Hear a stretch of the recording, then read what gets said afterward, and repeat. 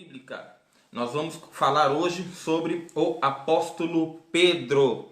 Vamos puxar a capivara desse homem aí, né? Saber um pouquinho da vida dele. Aprendizados importantíssimos. O que Jesus fez na vida de Pedro, ele faz na minha, faz na sua, pode fazer na minha, pode fazer na sua também. Então é só você ficar ligado, aprender aqui o que a gente tem para estar passando de conhecimento que Deus tem nos abençoado. Eu tenho certeza que a sua percepção do que é certo, do que é errado, do quanto eu sou forte ou do quanto eu sou fraco, a minha intenção é que mude diante desse estudo que você vai participar a partir de agora, tá bom? Falar do apóstolo Pedro, então na verdade o nome de Pedro não era Pedro, este foi o nome que Jesus deu para ele, né? Jesus mudou o nome de Pedro, está lá em João, né?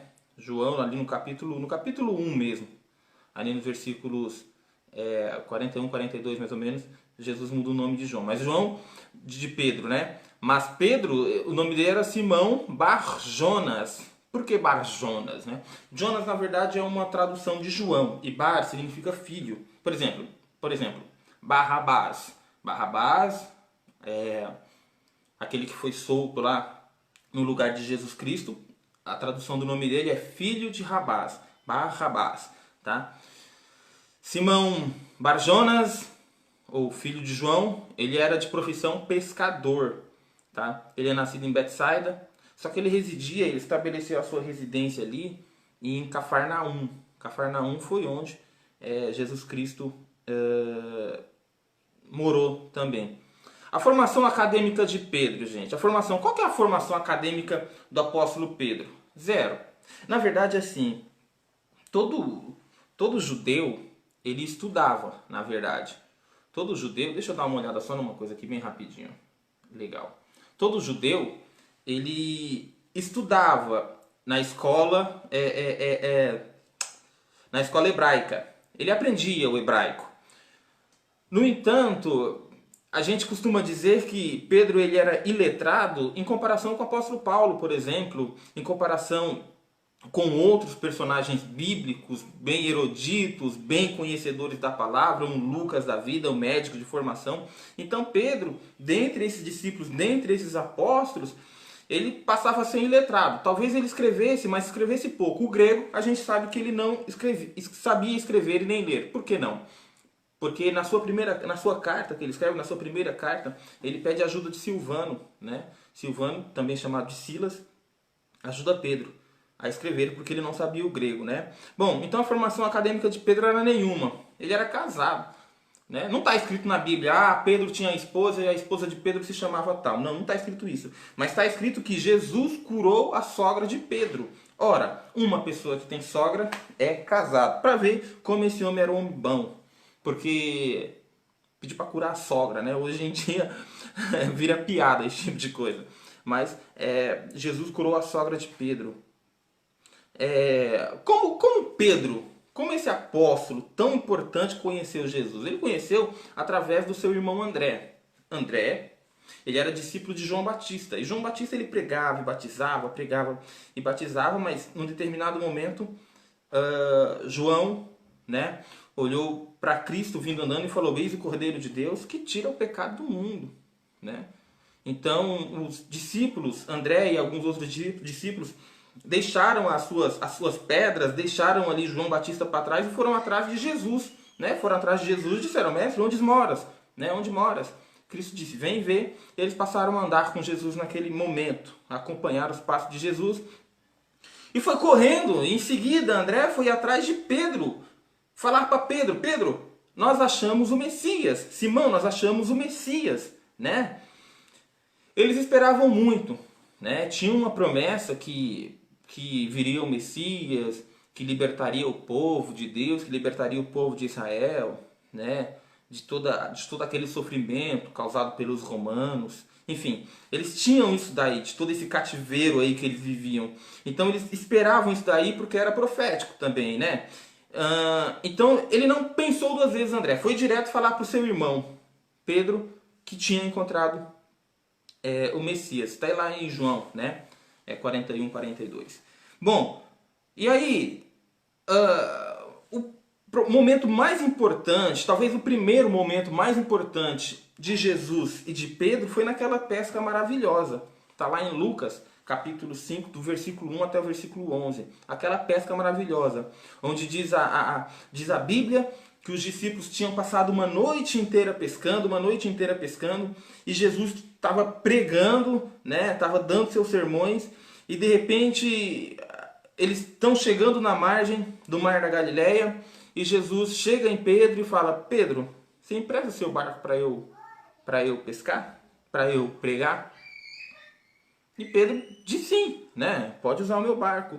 É como se pedisse a nossa casa, é como se pedisse, se Cristo pedisse o nosso corpo, né? Para que pudesse transmitir a palavra, para que pudesse transmitir o evangelho, né? Ele pede o barco emprestado para Pedro ali, para poder continuar o seu sermão, porque eu acho que Jesus entendia que a multidão que ficava alvoroçada em cima dele, à medida que ele entrasse no barco, aquela multidão ficaria nas margens, então ele pede para Pedro afastar um pouco o barco. Para quê? Para que talvez a sua voz fosse transmitida pelas águas, enfim, alguns dizem isso, mas enfim, foi isso que Pedro fez. E algumas coisas me chamam a atenção. Primeiro, Pedro não disse não, Pedro estava cansado. Mas ele não disse não, ele falou: fica à vontade, mestre, né? Entre, a casa é sua, o barco é seu. Enquanto Jesus prega, enquanto Jesus dá o sermão para a multidão, Pedro está ouvindo a palavra. Pedro também está sendo alimentado da palavra. Jesus termina o seu sermão e fala para Pedro: vamos para o mar alto, né? E lance as redes para pescar. Pedro, em determinado momento, ele talvez pense: mestre, mas veja bem, eu sou um pescador profissional.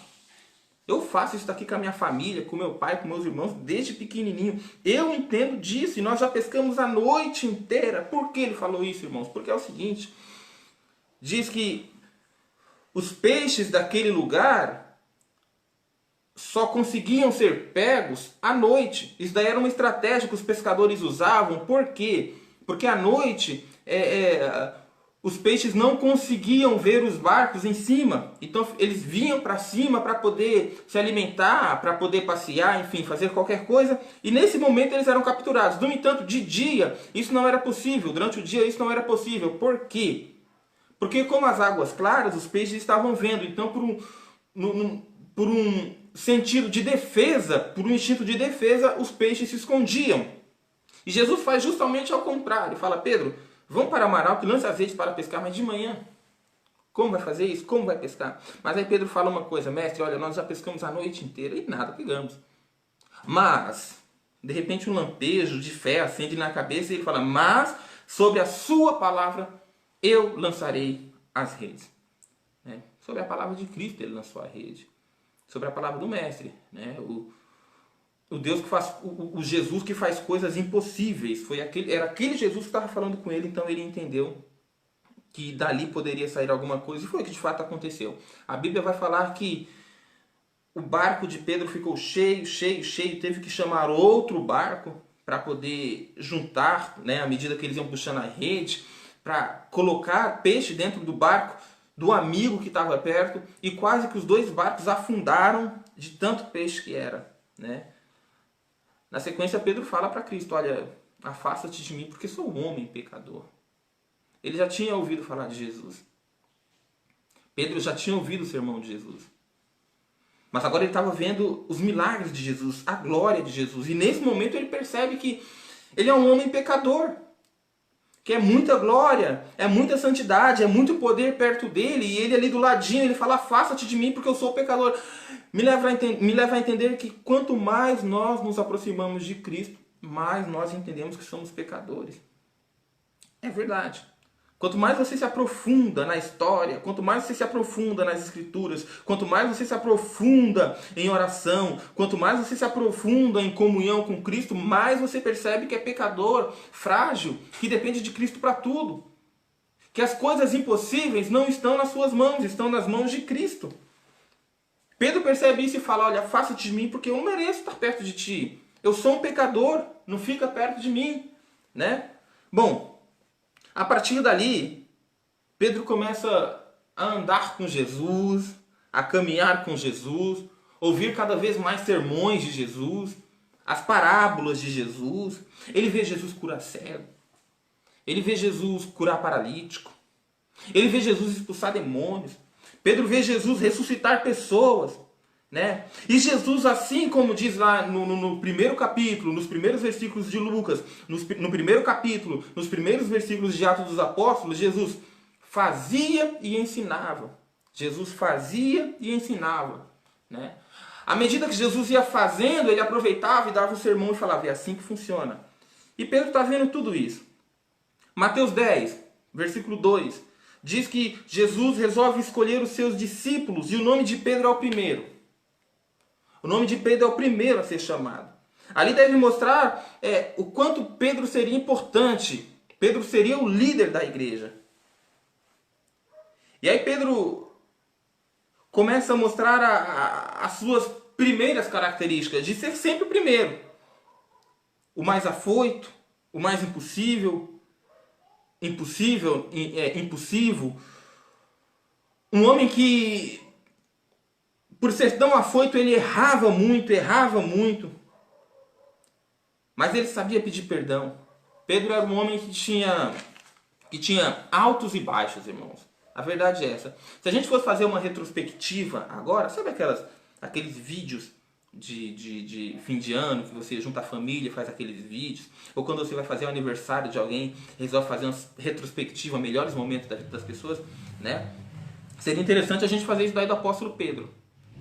Porque o apóstolo Pedro, os melhores momentos dele, talvez, fora esse primeiro aí, que foi essa pesca maravilhosa, um outro momento espetacular, nós vamos encontrar lá em Mateus 14, do 22 ao 36, onde tem aquele episódio maravilhoso que Pedro anda sobre as águas, né? O engraçado, irmãos, para a gente não alongar muito, é que Pedro, a palavra diz que aquele barco estava numa grande tempestade, um vendaval, e o barco quase virando, onde estava Pedro e os outros discípulos, e Pedro e os discípulos apavorados, sem saber o que fazer, pensando que ia morrer, e não era qualquer vendaval, não era qualquer tempestade, não era qualquer chuva, era algo fora do normal, porque, vejam, eles eram pescadores, a sua grande maioria. Eles estavam acostumados com o mar, eles estavam acostumados com aquilo, mas para eles ficarem tão apavorados, né? Pedir socorro. Então, de repente, eles veem assim no mar uma imagem vindo andando sobre as águas, eles pensam que é um fantasma, né? Não está conhecendo, é uma coisa impossível, é uma coisa fora do normal para eles, né? Eles veem uma imagem vindo, né? É um fantasma, né? E de repente, não, calma, sou eu, sou Jesus, né? E Pedro fala, mestre, mas se é o Senhor mesmo, permita que eu vá andar sobre as águas e vá te encontrar, permita que eu vá até você, permita que eu ande sobre as águas também.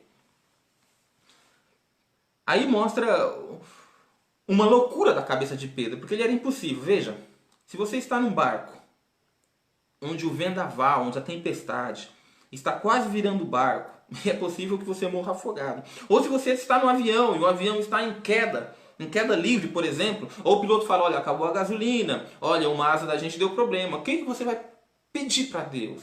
Veja, o que você vai pedir para Cristo? O que você vai pedir para Deus? Você vai pedir para te livrar daquele momento? Você vai pedir para ele entrar com uma mão com a providência e salvar a tua vida, salvar a sua saúde, salvar a sua família que esteja junto contigo. Mas Pedro não, ele não pediu para acalmar a tempestade, ele não pediu para salvar os amigos, ele pediu para andar sobre as águas. E a tempestade comendo solto, numa gíria do mundo, a tempestade comendo solto ali dentro, o barco quase virando, e Pedro, deixa eu andar sobre as águas também. É uma coisa da cabeça de Pedro, né? Eu fico imaginando... Quando eu era criança, e eu tenho 2 filhos agora, quando eles querem fazer coisas que, na nossa visão, é uma coisa tola, na nossa visão é uma coisa simples, na nossa visão é uma coisa tipo mais de curiosidade. Foi o que eu acho que Jesus olhou para Pedro naquele momento e falou, então venha, Pedro, venha. Você quer andar sobre as águas? Venha, né? A palavra vai falar que esse homem, ele começa a andar sobre as águas, né? Mas de repente o medo, né, por conta do que estava acontecendo do lado dele, a tempestade, acaba deixando ele com pouca fé e ele começa a afundar. E ele, Senhor, socorre-me. E o Senhor Jesus pega-o pela mão e o socorre. Fala, ó, homem de pouca fé, né? Apesar de ter andado sobre as águas, Pedro, num determinado momento, andava e caminhava sobre Cristo. Talvez os outros ali olhando, olha, ele afundou, mas ele andou sobre as águas, ele teve coragem, ele pediu, ele foi um cara, como que eu vou falar? Que quis algo diferente do Senhor. Um homem que quis uma experiência diferente com o Senhor. Às vezes a gente está acomodado num lugarzinho só, né? A gente não está incomodado, a gente não quer nada diferente do Senhor, a gente não busca, não nos desafia, porque Pedro não estava só desafiando Jesus, Pedro estava se desafiando. Ele vai falar que eu posso ir, mas e se eu for? Será que eu tenho coragem? E foi o que aconteceu, ele teve a sua própria experiência com Deus, com Cristo naquele momento. Os outros ficaram dentro do barco, contando a história de Pedro. Talvez Pedro esteja ensinando para a gente nesse momento que está na hora de você contar a sua própria história, está na hora de você ter as suas próprias experiências com Cristo. Chega de contar a experiência dos outros. Ah, com meu irmão foi assim, com meu pai foi assim, com meu tio foi assim. Teve irmão da igreja que aconteceu isso na vida dele e na tua vida. Qual a sua experiência com Cristo, né? Pedro tem uns melhores momentos, né? Uns flashbacks aqui muito interessantes para contar para a gente. Um outro fato interessante que aconteceu na vida de Pedro, está lá registrado, eu estou usando só Mateus, para ficar fácil, caso a gente tenha que folhear aqui. Mateus 17, versículo 4. A palavra vai dizer que Jesus sobe um monte para orar, né? Acho que o monte está boa, talvez o monte Hermon, não sei. Mas ele sobe um monte para orar e ali acontecem coisas maravilhosas, coisas lindas. Depois você dá uma lida lá, Mateus 17, versículo 4. Que Jesus está orando e aparece para Jesus ali Moisés e Elias. E naquele momento uma nuvem os envelopa e sai uma voz do céu que diz: este é o meu filho, o meu eleito, a ele ouvi. E Pedro está olhando aquilo tudo maravilhado e diz o seguinte: mestre, que bom estarmos aqui. Vamos fazer 3 tendas, uma para o Senhor, outra para Moisés e outra para Elias. Olha o que Pedro fala diante disso. Que bom que a gente está aqui. Que bom que o Senhor trouxe a gente aqui, Jesus. Ótimo que o Senhor trouxe a gente aqui. Vamos fazer 3 tendas. Vamos ficar nesse lugar mais um pouquinho. Tá tão gostoso esse lugar aqui. Vamos ficar aqui. Vou fazer 3 tendas aqui. Uma para o Senhor ficar. Outra para Moisés. Outra para Elias. Amanhã a gente vai embora. Mas vamos continuar nesse lugar aqui. Mas Pedro... A palavra vai dizer que Pedro não entendia o que ele estava falando. Pedro não estava entendendo o que estava acontecendo. Por que Pedro não estava entendendo? Porque ele estava cometendo um erro gritante. Quando ele comparava Moisés, Elias e Jesus, ele estava equiparando. Ele estava colocando Jesus ao mesmo patamar que Moisés e Elias. Ele estava comparando Jesus com um homem que era representante da lei, que era Moisés, com o representante dos profetas, que era Elias. E é Elias, e é Moisés. Mas Jesus é muito mais que Elias, é muito mais que Moisés. Jesus é a lei, Jesus é a profecia, Jesus é o maior de todos. Jesus é aquilo que Moisés e Elias profetizavam, então não dava para comparar, mas Pedro naquele momento estava comparando e equiparando. Por isso que ele falou, vou construir 3 tendas, vou ficar aqui. Mas ele não estava entendendo. Naquele momento Jesus estava falando sobre o êxodo com Moisés e Elias, né? Sobre a sua partida, sobre... o triunfo, né? O êxodo, foi a saída do povo que estava cativo, o povo de Deus que estava cativo no Egito, foi a saída para a terra prometida. Então Jesus estava conversando com eles ali, em Mateus 17, versículo 4, sobre a sua morte na cruz, que seria o êxodo do povo de Israel, seria a libertação do povo de Deus, né? Quando eu falo Israel, não estou falando de Israel geográfico, tá bom?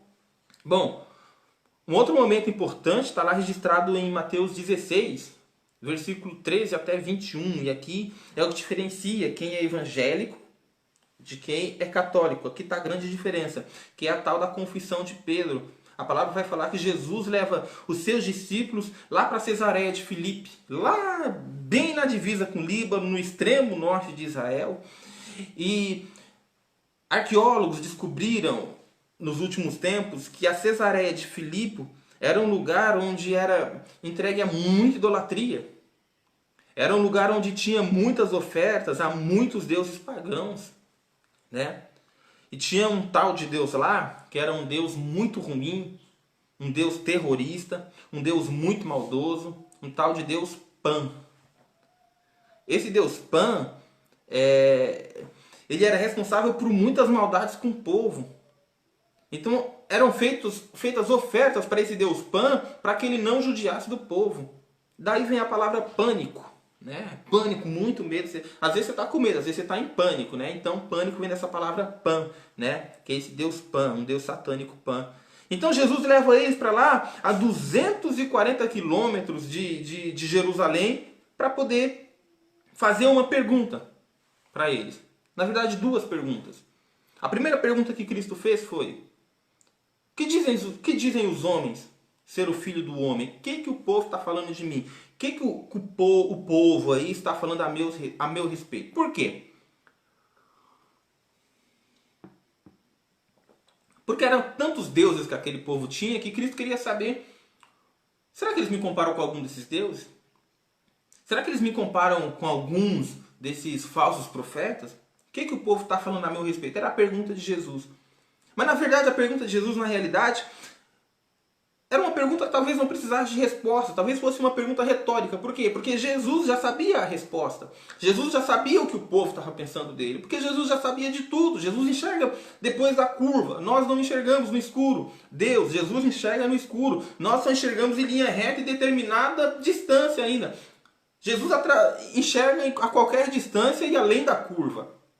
Então ele já sabia a resposta do povo. Então essa pergunta serviria para os discípulos colocarem a mão no coração, colocarem a mão na mente e fazessem uma análise do que eles realmente achavam sobre Jesus.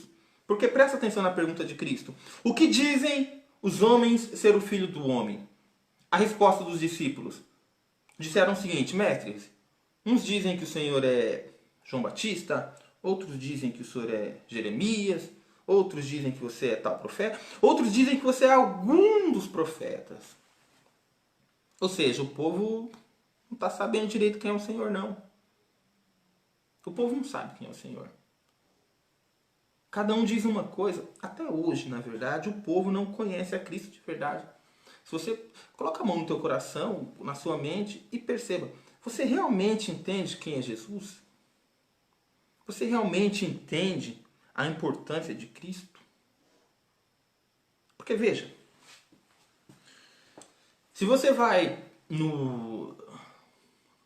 na religião islâmica, eles falam que Jesus foi um dos profetas, né? Menor que Maomé, mas foi um profeta importante, o enviado de Deus, né? E Maomé foi o profeta de Deus. Se você vai no budismo, eles também falam que Jesus foi um profeta. Dependendo da religião, diz que Jesus não foi nada, foi um homem simples, igual qualquer um. Algumas religiões dizem que Jesus nem existiu. Então o povo, na verdade, até hoje, cada um fala uma coisa de Jesus. A pergunta que Jesus faz em seguida é assim: mas, para vocês que estão aqui comigo, que estão andando comigo, que têm experiência comigo, quem eu sou? Aí Pedro entra na frente e diz: tu és o Cristo, o Filho do Deus vivo. Eu queria chamar a atenção aqui, irmãos, para a resposta de Pedro. Porque muita gente acha que Jesus Cristo é um sobrenome de Jesus. E Cristo não é sobrenome de Jesus. A tradução de Cristo é ungido de Deus. Cristo quando se falava do Cristo, está falando do Messias. O que nós estamos aguardando, que é tudo para nós, o nosso Salvador, o nosso Libertador. Então, o Senhor é Jesus, só que Jesus, o Cristo, aquele que nós esperamos, daquele que nós dependemos. Porque o Senhor é o Filho do Deus vivo. Está falando: olha, Jesus, você é o Filho de Deus. Nós somos criaturas de Deus, mas você é o Filho, o unigênito de Deus. E Ele enviou você, é o Messias, o Cristo, ungido dele para nos salvar. Você é tudo que nós precisamos. O Senhor é o Filho do Deus vivo. A resposta de Cristo é linda, porque Ele vai falar: olha, quanto feliz é você, Simão Bar-Jonas. Bem-aventurado tu és, Simão Bar-Jonas. Porque não foi carne nem sangue que te revelaram, e sim meu Pai que está no céu. Por isso eu te digo, tu és Pedro, e sobre esta pedra eu edificarei a minha igreja, e as portas do inferno não prevalecerão contra ela. Tradução: quanta felicidade, quanta sorte você tem, Simão. Por que sorte? Por que felicidade? Porque esse entendimento que você teve é impossível uma pessoa em sã consciência ter.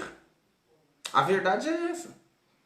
Uma pessoa, esse entendimento que você tem, você não aprendeu porque alguém te falou, você não está tendo por conta dos seus estudos, você não está tendo por causa disso, você só está tendo por um motivo, porque meu pai te revelou. Porque se meu pai não te revelasse, você estaria na mesma condição dos outros. Então, bem-aventurado tu és, Simão Barjonas, porque não foi carne e sangue quem tu revelaram, e sim meu pai que está no céu. Por isso eu te digo que tu és Pedro, e sobre esta pedra eu edificarei a minha igreja. Acho que aqui agora tem um trocadilho, né? Quando ele fala tu és Pedro, né? Tu és Petros, pedregulho, um pedaço de pedra, né? Um pedaço de pedra que soltou de uma rocha firme, que é uma Petra, né? Então Jesus fala, por isso eu te digo tu és Petros, e sobre essa Petra edificarei a minha igreja, e as portas do inferno não prevalecerão contra ela. Irmãos, no outro vídeo, no outro estudo, na diferença sobre o do protestantismo e o catolicismo, você vai ver, acho que lá no final, explicando sobre isso daí direitinho, tá bom? Porque aí tem algumas traduções, tem o pronome, enfim, eu explico lá tudo isso daí direitinho. Eu não vou explicar agora por quê, porque senão não vai dar tempo, tá bom? Mas vamos lá.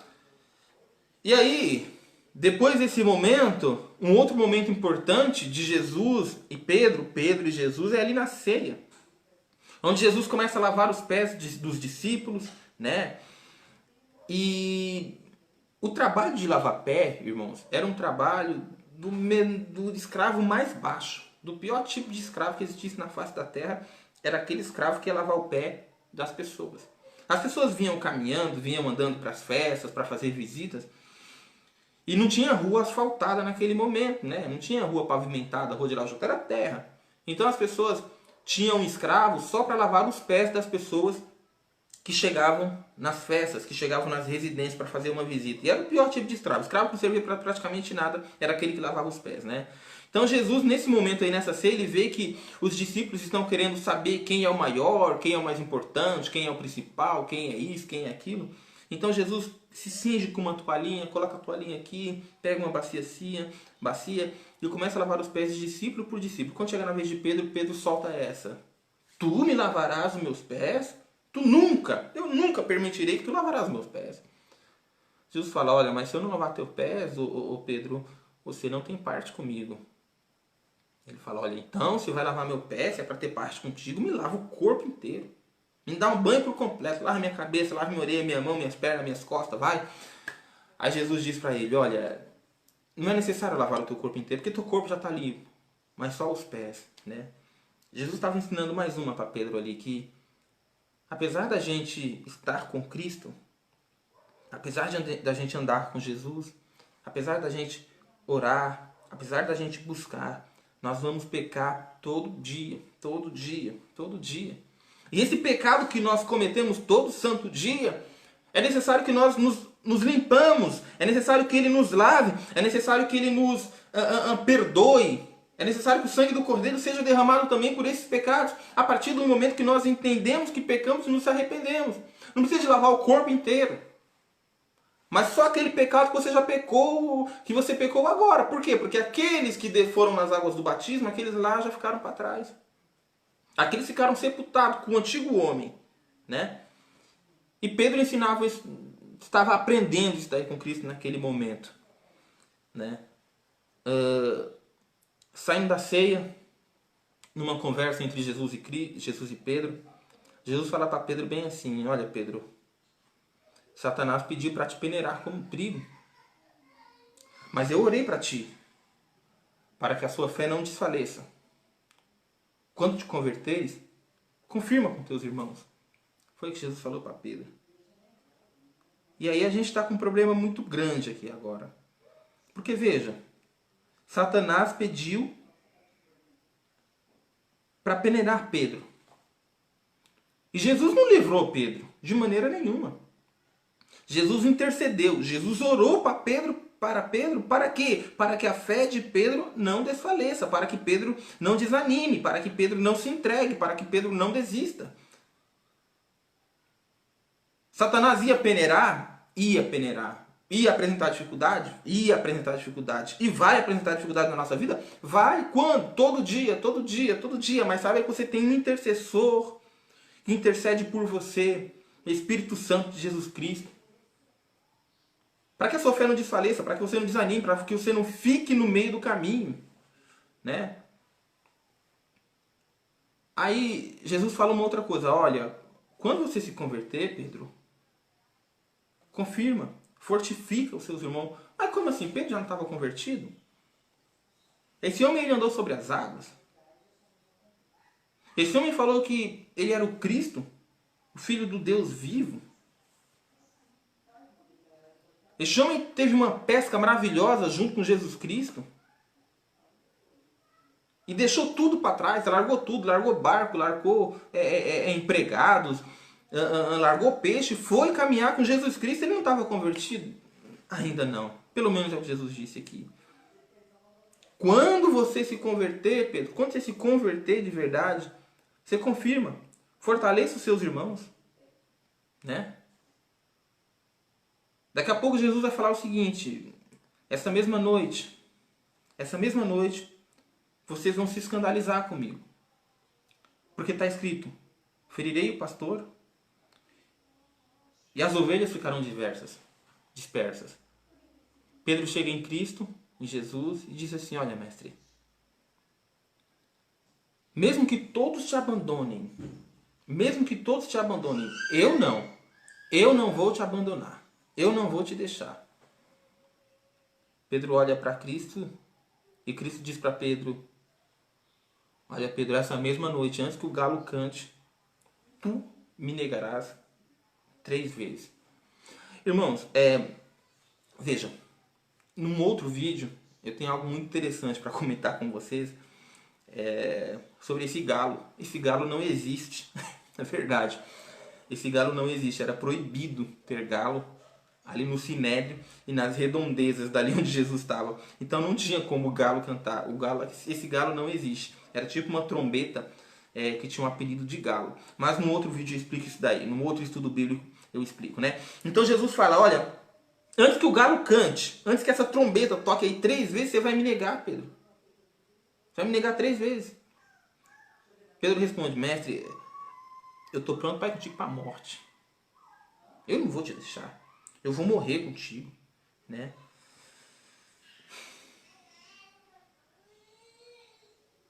Então Jesus sai dali e vai para um monte chamado Getsemane.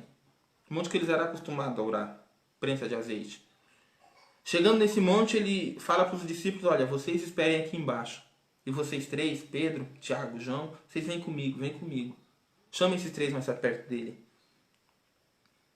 Chega em certo ponto ali, uma distância, a Bíblia vai falar que é uma distância de um tiro de pedra. Eu posso calcular 15 ou 20 metros. E fala: olha, vigiai e orai, porque meu espírito, ele está pronto. Mas a minha carne, ainda é muito fraca. Vigia, ora, cuida aqui para mim. Está lá registrado em Mateus 26, irmãos, a partir do versículo 36 até o 46. Vai falar que Jesus sobe essa distância de um tiro de pedra para orar, para buscar, para se fortalecer, para clamar ao único que podia afastar dele esse cálice. E é exatamente isso que ele pede: Senhor, se possível, passa de mim esse cálice, mas contudo que seja feita a sua vontade. Quando ele volta, eles estão dormindo.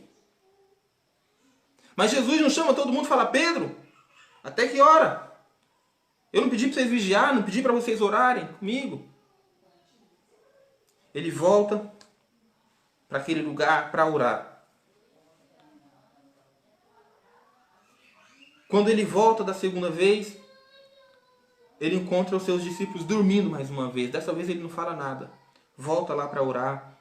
Pede ao Senhor: olha, se possível, passa de mim esse cálice, mas contudo seja feita a tua vontade. A Bíblia vai falar que ele suava sangue, tamanha aflição, tamanho a dor. Mas depois disso Jesus já desce diferente.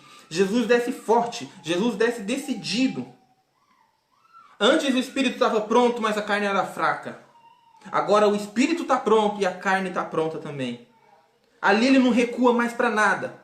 Ali não há chance de Jesus voltar atrás depois disso. Veja, quando ele desce mais uma vez, os discípulos estão dormindo. E Jesus disse, até quando dormis e repousais, vamos, o inimigo se aproxima. Os discípulos se levantam meio acordado, meio dormindo, meio zonzo. E ali já tem tocha, ali já tem soldados com espada na mão, ali já tem gente atrás de Jesus Cristo. Judas já vem, já beija Jesus. Os soldados agarram, Pedro puxa a espada e corta a orelha do servo do sumo sacerdote. Jesus fala, olha, Pedro, você não acha que se eu pedisse legiões de anjos do céu para vir aqui à minha defesa, não viriam? Guarda a sua espada, embanha a sua espada aí de volta. E ele cura a orelha do servo do sumo sacerdote, chamado Malco, está registrado lá em João. Mas ali Jesus é preso, irmão. Jesus é preso e levado. E Pedro, aquele que jurara estar com Cristo, com Jesus em todos os momentos, se esconde. Ele fica com medo. O Sinédrio tramita um julgamento ilegal para condenar Jesus por duas coisas, blasfêmia e motim.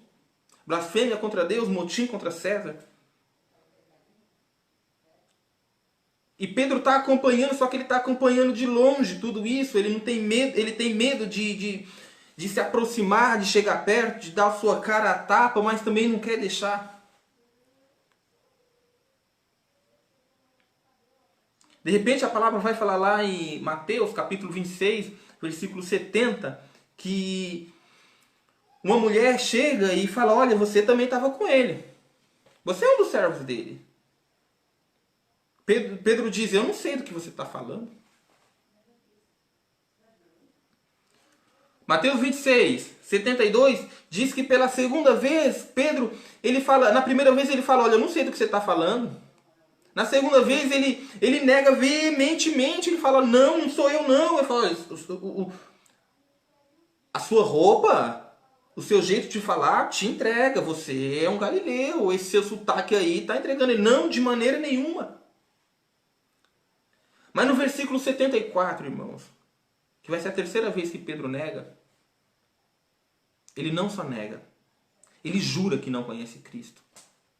Ele começa a falar impropérios, ele começa a falar palavrão, ele começa a praguejar. Não, eu não, ele começa a falar coisas, enfim. Lucas 22,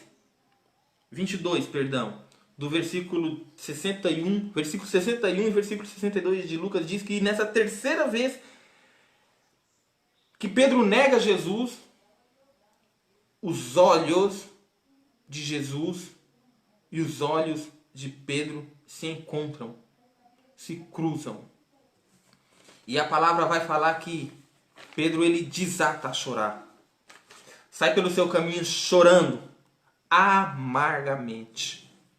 Amargamente, está escrito lá em Lucas 22, 61 e 62.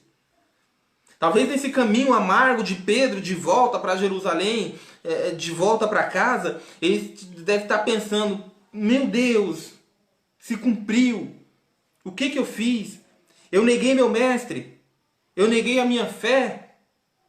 Será que eu sou Pedro de verdade? Eu sou uma pedra? Não. Eu sou Petros, um pedacinho de pedra? Eu acho que eu não sou nem isso. Ele mudou meu nome para falar que eu sou forte. Só que eu não sou nem Petra, nem pedra, nem Petros. Eu sou um fragmentinho, eu sou um pó, eu sou areia, eu sou nada, só sirvo para ser pisado.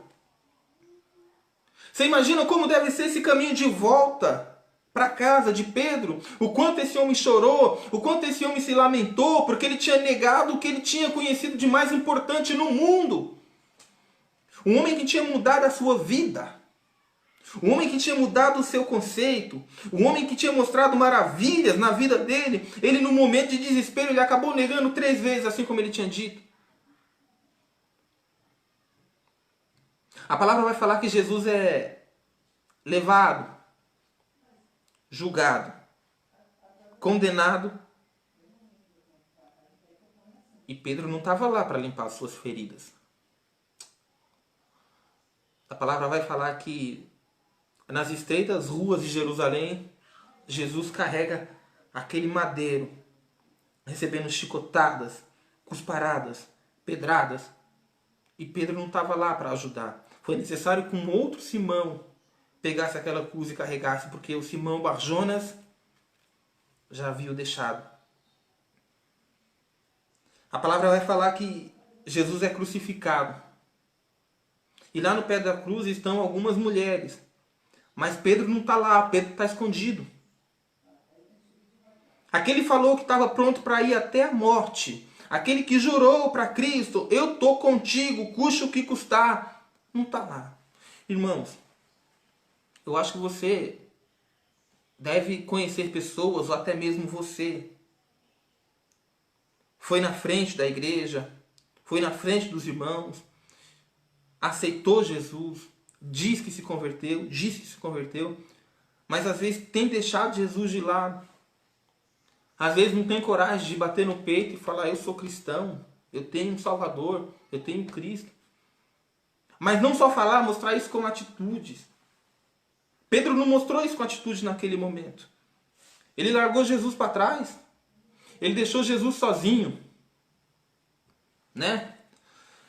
Jesus foi crucificado, sentiu sede, o deram vinagre. Porque Pedro não estava lá para oferecer água. Jesus foi morto e sepultado. Aquele que não largaria Jesus, Simão Pedro, Simão Barjonas, Petros, Petra, não sei, não estava lá para dar um sepultamento digno para Jesus. Foi necessário que José de Arimateia, um político local, pedisse o corpo de Jesus para que ele pudesse ter um enterro digno, para se cumprisse a profecia.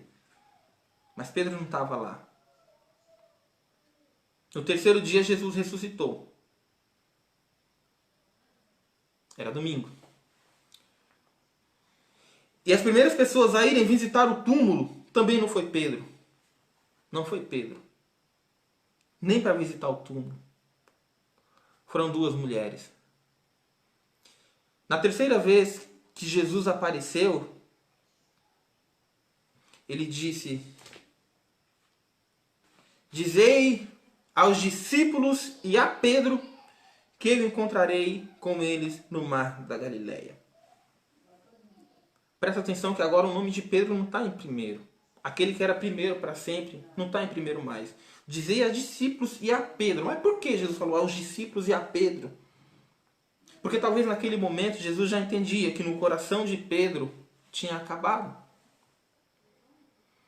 Talvez naquele momento Jesus entendia que no coração de Pedro aquele sentimento de ser digno de andar com Cristo já tinha acabado. Ele não podia andar com Cristo mais. Ele não fazia mais parte do plantel. Ele não fazia mais parte do grupo dos apóstolos de Cristo. Então dizei aos discípulos e a Pedro que eu encontrarei com eles lá no mar da Galileia. E para o mar da Galileia eles foram. E caminharam. E chegaram lá. Vai estar registrado lá em João, capítulo 21, a partir do versículo 2. Que quando eles chegam lá, no mar da Galileia, Jesus não está lá. Os discípulos foram. Jesus quer encontrar com a gente. Mas quando chega lá, Jesus não está lá. E o que Pedro faz? Pedro faz o seguinte, ele diz, eu vou pescar. Eu não sei de vocês, mas eu vou cuidar da minha vida. Eu vou pescar. Jesus marcou com a gente aqui, talvez ele estivesse pensando, nesse lugar aqui, fez a gente andar de lá até aqui, a gente andou aí 80 quilômetros, 50 quilômetros, não sei. Chegamos aqui, agora ele fala pra gente, vou esperar aqui, e quando chega aqui ele não tá, eu vou pescar. Eu vou para a minha atividade, eu tenho profissão, eu tenho minha vida. Talvez se ele não quer nada comigo, talvez se ele desistiu de mim, eu tenho coisas para fazer, eu vou pescar. A palavra vai falar que eles pescaram a noite inteira, irmão. Eles pescaram a noite inteira e nada pegaram. Dá uma lida lá depois, em João 21. Nada eles conseguiram pescar. Não pescaram uma sardinha. Não pescaram um lambari. Não pescaram nada. Nada. Então, de repente, na manhã, quando no raiar do sol, eles veem um homem numa distância de 100 metros aproximadamente. E aquele homem começa a chamar a atenção deles, porque tem um homem sozinho na beira da água. De repente os discípulos dizem, é o Senhor, é o Mestre. Pedro se joga na água e vai abraçadas, braçadas, braçadas. Quando chega perto, é Cristo. Ah, queridos. Antes disso, Jesus disse para eles, olha, lançai a rede. Falou, filhos, tendes aí alguma coisa de comer? Era aquele homem que estava na beira da água, disse, filhos, tendes aí alguma coisa de comer? E eles disseram, não. E Jesus disse, lançai a rede à direita e achareis. Quando eles lançam, irmãos, aquela rede ali à direita do barco, vem tanto peixe, tanto peixe, tanto peixe, que quase, mas não se rompeu, quase que a rede se rompe, né? Quando isso acontece, aí sim eles dizem, é o Senhor. Mas presta atenção, irmãos. Que mensagem Jesus estava tentando passar para Pedro e para os seus discípulos neste momento? Você lembra do primeiro momento importante que Pedro e Jesus tiveram? Não foi numa pesca maravilhosa? O chamado de Pedro, né? Vem que eu vou fazer de ti pescador de homens. Não foi numa pesca maravilhosa? Após eles terem pescado a noite toda e nada apanharam?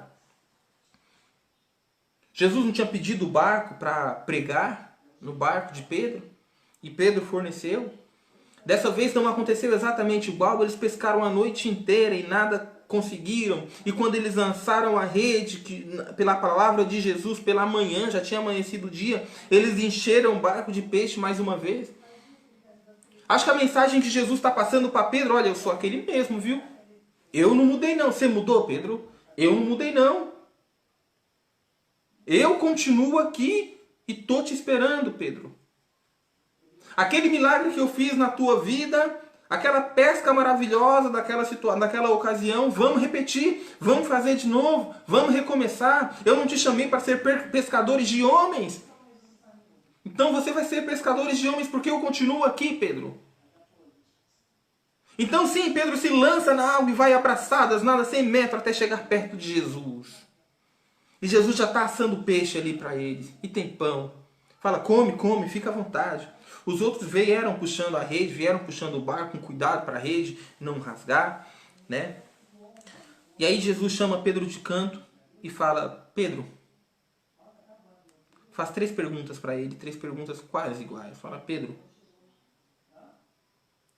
tu me ama mais que esses outros aí? Quais são esses outros aí? São os outros discípulos. E não é o bastante amar Jesus, tem que amar mais que os outros? No caso de Pedro, sim, irmãos. Por quê? Porque Pedro tinha dito o seguinte, mestre, ainda que todos te deixem, eu não te deixarei. Então ele fala, então a pergunta de Cristo é, Pedro, tu me amas mais do que esses outros aí? E Pedro responde, sim, mestre. Tu sabes que eu te amo. Então Jesus fala, apacente os meus cordeiros. A pergunta de Cristo era, Pedro, tu ainda tem aquele mesmo pensamento? Tu me ama como amava antes? Bora recomeçar? Bora começar de novo? Vamos fazer direitinho dessa vez? Né?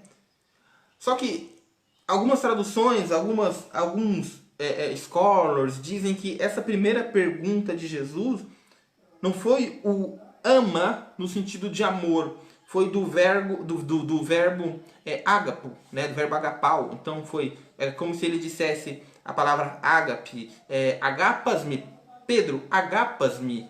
É um amor sacrificial, é um amor que só tem de Deus por nós, né? O amor ágape, o amor ágapo, né? E essa resposta de Pedro é um amor, mestre, filéu, filose, mestre, né? Olha, eu te amo como amigo, né? Porque eu não sei se tenho coragem de me entregar realmente por ti, né? Eu sou frágil, eu reconheço que eu sou frágil. Então Jesus fala, agora sim, apacenta os meus cordeiros, cuida das minhas ovelhas, esteja junto com elas. Estava restaurando o ministério de Pedro apesar das dificuldades de Pedro, apesar das fragilidades. O que importava para Cristo não era exatamente se Pedro era perfeito ou imperfeito, porque Cristo sabia, Jesus sabia que Pedro não era perfeito, sabia que Pedro era imperfeito. Era dele entender que a sua incapacidade era realmente a brecha para que Jesus pudesse trabalhar na vida dele. Às vezes você acha que não pode ter ministério, às vezes você acha que não pode pregar, você acha que não pode evangelizar, não pode fazer parte de um grupo eclesiástico porque é pecador, e é justamente de ti que Jesus está à procura. De pecadores para poder trabalhar na vida dessas pessoas, converter essas pessoas e através dessas pessoas pecadoras, converter outros pecadores. Paulo falou bem assim: quando eu penso que eu estou fraco, aí é que eu estou forte. Por quê? Porque quando eu entendo que eu estou fraco, eu entendo que eu dependo só de Jesus. Filho-me, Senhor. Eu te amo, mas daquele jeito. Então Jesus fala: apacenta meus cordeiros. Na segunda vez que ele pergunta: Pedro, agapas-me, Pedro. Dá uma forçadinha, né? Se esforça para gostar de mim. E Pedro fala: filho, Senhor. Então Jesus fala: apacenta, cuida das minhas ovelhas. Mesmo assim. Na terceira vez Jesus inverte. Ele fala: Pedro, filos-me. Ou seja, você me ama realmente como um amigo? É só como um amigo, Pedro? E Pedro confirma: sim, Senhor. Apacenta os meus cordeiros. Né? Jesus fala para ele. Eu vou ler lá em João. Eu falei que não iria ler, mas eu vou ler esse trecho aqui, onde Jesus vai colocar, vai falar do que vai acontecer com Pedro.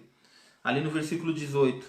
Na verdade, Pedro, eu te digo que quando tu eras moço, tu cingias-se a ti mesmo e andavas por onde querias. Mas quando já fores velhos, estenderás as mãos e outro te cingirás e te levarás para onde tu não queiras. Ou seja, está falando para Pedro o seguinte: Pedro, quando você era jovem, Pedro, você fazia o que queria da sua vida. Você fazia do jeito que você queria. Você ia para onde queria. As suas atitudes eram definidas por ti, por você, pela vontade do homem, pela sua vontade carnal. Mas agora que você vai ficar velho, eu estou restaurando o seu ministério. E agora quem vai dirigir a sua vida sou eu. E por causa de mim, você vai ser cingido, né? Mas quando fores velhos, estenderás as mãos, ou seja, assim, e outro te cingirás e te levarás para onde tu não queres. A explicação está aqui.